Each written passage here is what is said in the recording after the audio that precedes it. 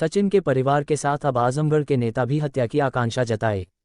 आपको बता दें कि आजमगढ़ जिले के रानी की सराय थाना क्षेत्र अंतर्गत ग्राम चढ़ीपुर के सचिन यादव पुत्र स्वर्गीय चंद्रिका यादव अपने ननिहाल निजामाबाद थाना क्षेत्र के गंधुवई में रहता था और सरायमीर थाना क्षेत्र के पवई लाडपुर में संदिग्ध परिस्थितियों में मौत हो गई थी, जिसका मुकदमा भी सरायमीर थाना में पंजीकृत भी है। जबकि मृतक के भाई और मां का कहना है कि उनके पुत्र की मौत को सरायमीर थाना की पुलिस आत्महत्या बता रही है।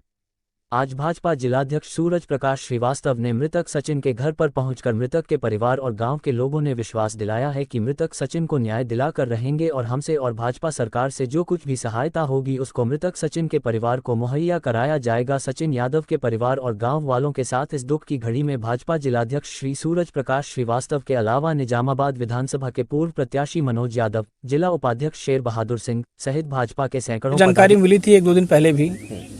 सचिन यादव का मैंने देखा भी वीडियो में, जिस प्रकार से खिड़की से लटकता हुआ उसका शव मिला था। तो प्रथम दृष्टया सबको यही है कि वो आत्महत्या नहीं हो सकती है, क्योंकि ज़मीन से जुड़ा हुआ उनका शव था, एकदम खिड़की पे 2 फुट की ऊंचाई पर ही फांसी लगी हुई थी। तो प्रथम दृष्टया मुझे नहीं लगता है कि आत्महत्या है। मैं इस पर सभी उच्च अधिकारियों से मैंने वार्ता भी किया है, मैंने डीआईजी साहब से समय भी लिया है मिलने का, और हम पूरी के पूरी तरीके से सचिन यादव के परिवार के साथ हैं। बड़ा गरीब परिवार है, मैं यहाँ आया हूँ, देखा भी हूँ, मिला भी हूँ। और माताजी की उनकी आशंका है कि वहीं जहाँ वो काम करते थे वहाँ के उनके शायद भतीजे थे कोई, उन्होंने जान से मारने की धमकी दिया हुआ था और अकाउंट का काम करता था या कहीं लेन देन का मामला था, जिसके कारण वो चिंतित भी रहता था। तो हत्या की आशंका है परिवार का। परिवार के साथ हम सहानुभूतिपूर्वक विचार करते हुए हर तरह से जैसा भी वो चाहेंगे, उनकी लड़ाई जहाँ तक ले जानी होगी ले जाएंगे, और ये योगी जी की सरकार है, उनको न्याय दिलाएंगे। ये भी संज्ञान में आया है कि वहाँ के समाजवादी पार्टी के कुछ जनप्रतिनिधि इसको तुल देने पे लगे हुए हैं और लगातार वो उसको आत्महत्या घोषित करने के लिए लगे हुए हैं। तो कहीं से भी इनके साथ अन्याय नहीं होगा, इनको न्याय दिलाया जाएगा और जो भी आरोपित रहेंगे उनके खिलाफ कड़ी से कड़ी कार्रवाई कराई जाएगी। योगी जी की सरकार है, किसी को नहीं बख्शा जाएगा। परिजन का आरोप है कि ये जब पहली तहरीर देते हैं जी, तो पुलिस के द्वारा उसको बदलवा दिया जाता है। ये परिजन बार-बार कह रहा है और वो पहली तहरीर भी लिए हैं साथ में। भारतीय जनता पार्टी कहती है कि कानून का राज है जी, और किसी थाने में तहरीर प्रथम बदल करके अपने हिसाब से तहरीर लिखवाई जा रही है, कहाँ तक उचित है? मैं इन चीज़ों को भी देख करके दोनों तहरीर एक बार मैच कर लेता हूँ। जो बदलाव हैं दोनों तहरीर का, उसको उप महानिरीक्षक हमारे जो डीआईजी हैं उनसे मिल करके उनको देंगे भी हम लोग। जो भी लोग बदलवाए होंगे, अगर पुलिस इन्वॉल्व रहेगी तो उनके खिलाफ भी कार्रवाई के लिए बात करूंगा।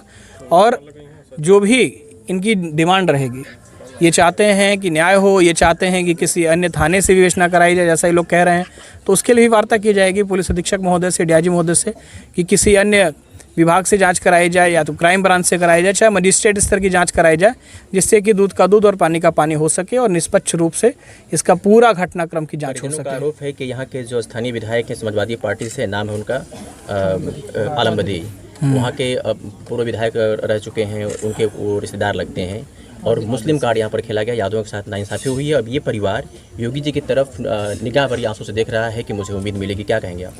बिल्कुल, योगी जी जब से मुख्यमंत्री बने हैं, कोई समाजवादी पार्टी का जो लोग भी गुंडों को, माफियाओं को शरण देते रहे हैं, कोई बचा नहीं है। आप देख सकते हैं बड़े से बड़े माफियाओं को उन्होंने मिट्टी में मिलाने का काम किया है। तो ये जो आप जिन लोगों का नाम ले रहे हैं, अगर ये माफियाओं को शरण देंगे, अपराधियों को शरण देंगे, तो इन लोगों को भी मिट्टी में मिलने में समय नहीं लगेगा। जो लोग भी अपराधियों का साथ देते हैं, निश्चित रूप से कानून उनके ऊपर अपना शिकंजा कसता है और उनके खिलाफ कार्रवाई करता है।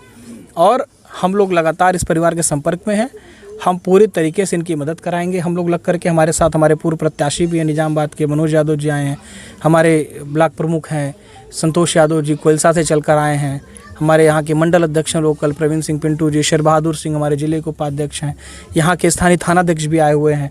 सब लोग हैं, इनके साथ हर तरह से हम लोग खड़े रहेंगे। कोई समाजवादी पार्टी का नेता कितनी भी कुवत रखता हो, अपराधियों को नहीं बचा पाएगा। सूरज प्रकाश श्रीवास्तव को इतनी देर क्यों हुई यहाँ तक पहुँचने में? घटना पिछले 7 दिन पहले की है। मैं निश्चित रूप से, कई पार्टी के कार्यक्रम लगे थे, मैं लगातार संपर्क में था। मनोज यादव जी को हम लोगों ने बात करके यहाँ भेजा था, स्थानीय लोग यहाँ मौके पे आ चुके थे। मैं पूरी तरीके से लगातार उन सारी चीज़ों पर, घटनाक्रम पे नज़र लगाया हुआ था, लेकिन मुझे आने की ज़रूरत अब पड़ी है क्योंकि मुझे जानकारी मिली है कि कई तरीके से फैक्ट्स के साथ खिलवाड़ खेला जा रहा है।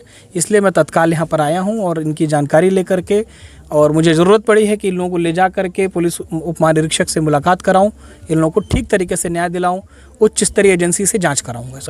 परिजनों का सबसे बड़ा आरोप ये है कि अगर वो घर में खुद हैंगिंग करता है बंदा, तो उसके मालिक को चाहिए कि वो घर आकर के बात करे, फोन करके बुलाए, और ऐसे दुख की घड़ी में उसको घर पे आना चाहिए था। जो इनका मालिक था, दुकान मालिक, वो नहीं आया, गुमराह करने की कोशिश की। परिजनों के पहुंचने से पहले वहाँ पुलिस पहुंच जाती है, क्या कहेंगे?